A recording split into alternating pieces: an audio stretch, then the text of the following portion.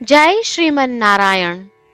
રામાનુજદાસ શ્રીમાન ગટ્ટુ વેણુગોપાલ સ્વામી દ્વારા વર્ણન કરેલ શ્રીમદ ભગવદ્ ગીતાનું ગુજરાતી ભાષાંતર હું આપને કહી રહી છું. અધ્યાય 15 પુરુષોત્તમ પ્રાપ્તિ યોગ. શ્લોક 7. મમૈવાંશો જીવલોકે જીવભૂતઃ સનાતનઃ મનઃ ષષ્ઠાની ઇન્દ્રિયાણી પ્રકૃતિસ્થાની કર્ષતિ. ઓમ. ગીતાચાર્ય શ્રી કૃષ્ણ પરમાત્મા અર્જુન સાથે આપણને બધાને પુરુષોત્તમ પ્રાપ્તિ યોગ શીખવી રહ્યા છે. પરમાત્મા કહે છે, અર્જુન, આત્મા શાશ્વત છે. આ સર્વે શાશ્વત આત્માઓ મારા જ શાશ્વત અંશ છે. અજ્ઞાનતાને કારણે આ આત્માઓ શરીરોમાં બંધાયેલા છે, જે પ્રકૃતિના સ્વરૂપો છે. આ શરીરોમાં આત્માઓ મન સહિત 6 ઇન્દ્રિયો સાથે નિવાસ કરે છે. તેમના પૂર્વે કરેલા કર્મ અનુસાર આત્માઓ ઇન્દ્રિયો અને મન દ્વારા વસ્તુઓનો અનુભવ કરે છે. આ પ્રમાણે શ્રી કૃષ્ણ પરમાત્મા શરીરમાં બંધાયેલા આત્માની સ્થિતિને વ્યક્ત કરી રહ્યા છે. તેથી ચાલો આપણે સ્મરણ રાખીએ કે આપણે શ્રીમન નારાયણના શાશ્વત અંશ છીએ. ચાલો આપણે સ્વીકારીએ કે આપણે અજ્ઞાનતાને કારણે આ શરીરોમાં બંધાયેલા છીએ અને આપણા મન અને ઇન્દ્રિય દ્વારા વસ્તુઓનો અનુભવ કરતા સંઘર્ષ કરી રહ્યા છીએ.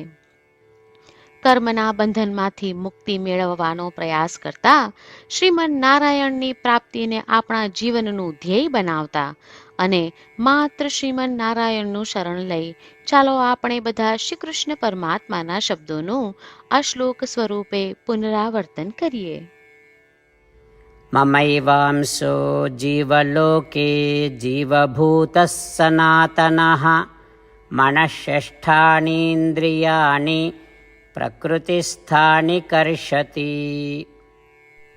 શ્રી કૃષ્ણ પરમાત્માએ આખી ભગવદ્ ગીતાનો સાર અધ્યાય 18ના શ્લોક 65 થી 70માં 8 ઉપદેશ દ્વારા કહ્યો છે.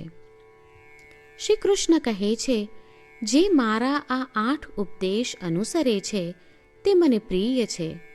એ સર્વે ભક્તોનું હું બધી જ રીતે રક્ષણ કરીશ. શ્રી કૃષ્ણ પરમાત્મા પાસેથી આખી ભગવદ્ ગીતા સાંભળ્યા પછી અર્જુન કહે છે, કરીશ્યે વચનમ તવ.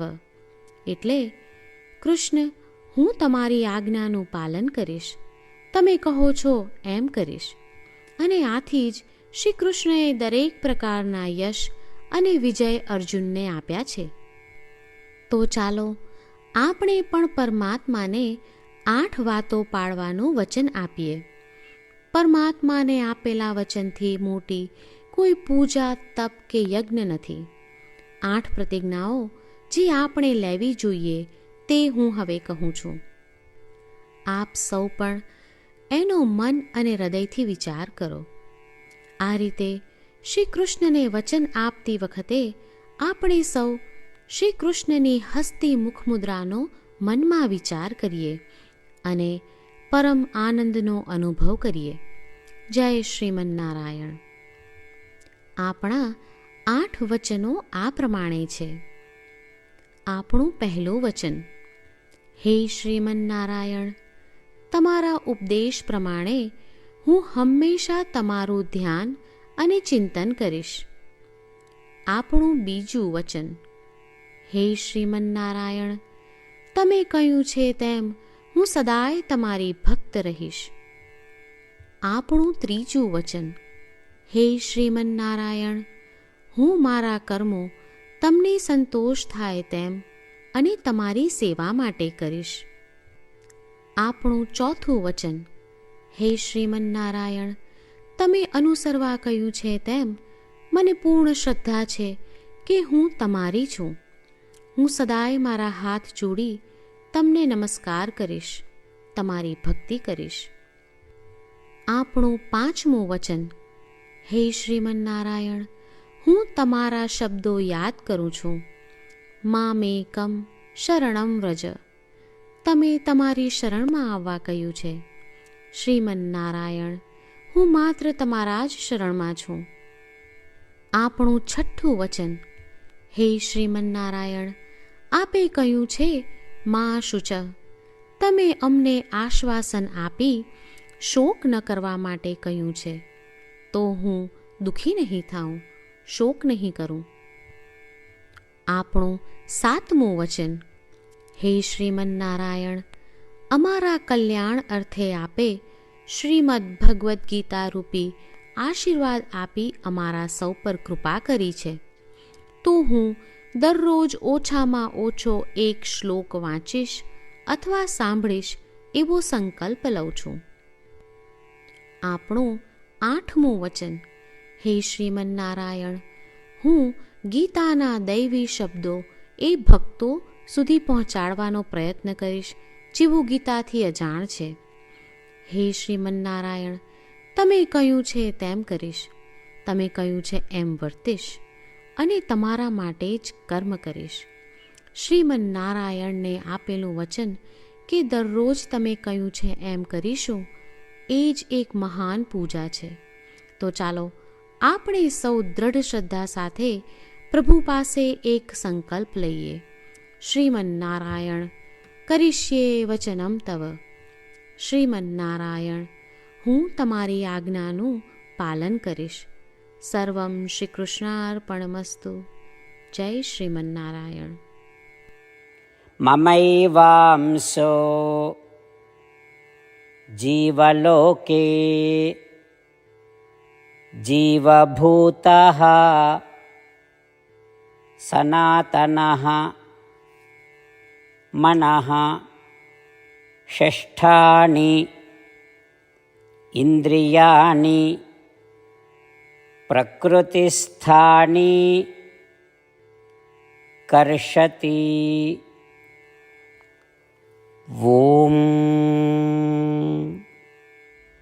મમૈવાંસો જીવલોકે જીવભૂતઃ સનાતનઃ મનઃષષ્ઠાનીન્દ્રિયાણિ પ્રકૃતિસ્થાનિ કર્ષતિ.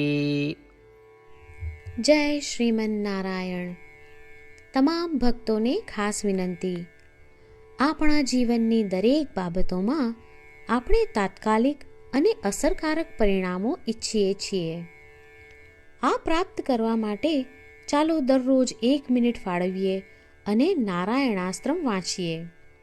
નારાયણાસ્ત્રમ મેળવવા માટે તેની વેબસાઇટ જે www.narayanaastram.org છે તેના પર જાઓ અને રજિસ્ટ્રેશનમાં તમારું નામ અને ઈમેલ આપો. તમે આપેલા ઈમેલ પર તમને નારાયણાસ્ત્રમ PDF પ્રાપ્ત થશે. PDFમાં રામાયણનો 1 શ્લોક, ગીતાનો 1 શ્લોક અને 1 વિષ્ણુ નામ છે. આ 3ને નારાયણાસ્ત્રમ કહેવામાં આવે છે. દરેક વ્યક્તિને આ શ્લોકોનું અલગ અલગ સંયોજન પ્રાપ્ત થાય છે. જ્યારે દરેક વ્યક્તિ 24,000 ભક્તો સાથે તેમના નારાયણાસ્ત્રમને દરરોજ વાંચે છે અથવા સાંભળે છે, ત્યારે સમગ્ર રામાયણનું 1 વાર પારાયણ, શ્રીમદ્ ભગવદ્ ગીતાનું 33 વાર પારાયણ અને વિષ્ણુ સહસ્ત્ર નામનું 24 વાર પારાયણ રોજ પૂર્ણ થાય છે. આ એક અદ્ભુત અને અસાધારણ પરિણામ છે. તેથી તમે અને તમારા પરિવારના સભ્યો તરત જ વેબસાઇટ પર જાઓ અને તમારું નારાયણાસ્ત્રમ મેળવો. જય શ્રીમન્નારાયણ.